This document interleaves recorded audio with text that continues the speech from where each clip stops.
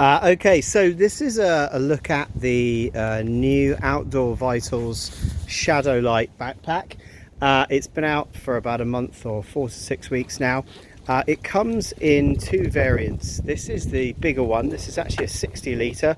They also do a 45. You can see that it actually packs down. It has a kind of roll at the top like a dry bag, so you can imagine this unrolls. It can be much bigger. But you can also roll it down and use it as a much smaller pack. So today I've almost got it configured as if it's kind of like a 30 litre pack.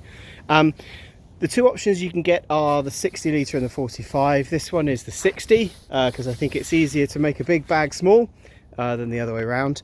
The main fabric itself on the outside is a kind of super strong fabric that sounds like something out of James Bond. It's called Spectra.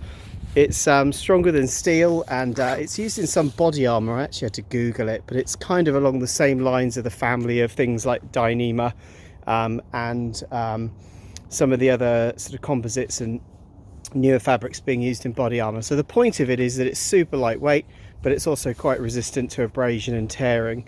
So the main bag itself is made of this fabric. The fabric itself is waterproof, but I'm going to come back to that a bit later on. Other than the main compartment, there are hip pockets you can see on the outsides here, which are actually pretty large.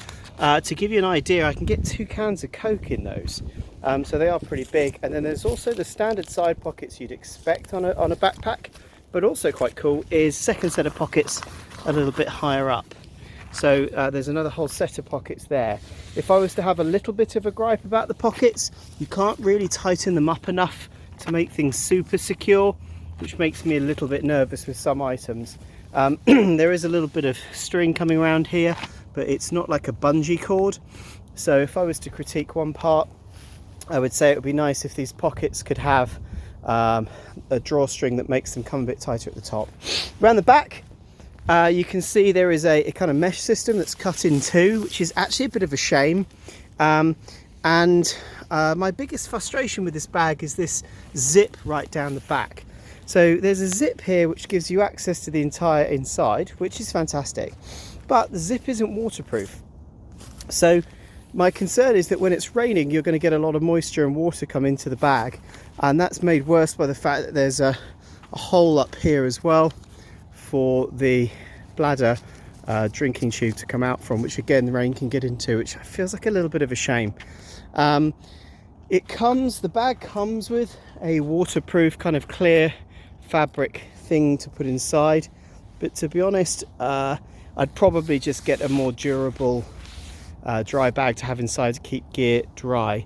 If it feels like I'm talking about rain and water a lot, I'm in the north of North America, so we're a bit prone to more bad weather. But if you're in one of the more arid states of the US, the Nevadas and the Arizonas, I suspect none of the features of the zips will be a problem, and you'll just think this is a great pack.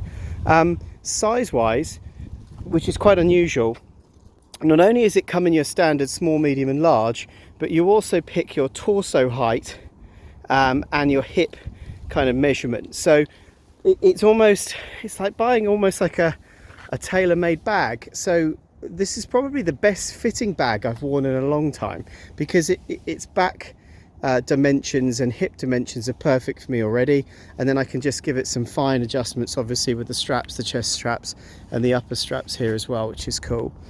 From a mounting gear point of view, if we come around to the front, if you're into your lightweight backpacking, the squishy foam back pad can come out super easily. It just sits in this kind of little pocket envelope here.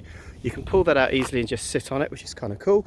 There's an aluminium, or as Americans would say, aluminum frame inside, which I actually quite like the support of, and it doesn't add a lot of weight, but you can pull that out as well if you wanted to, so you can strip it down.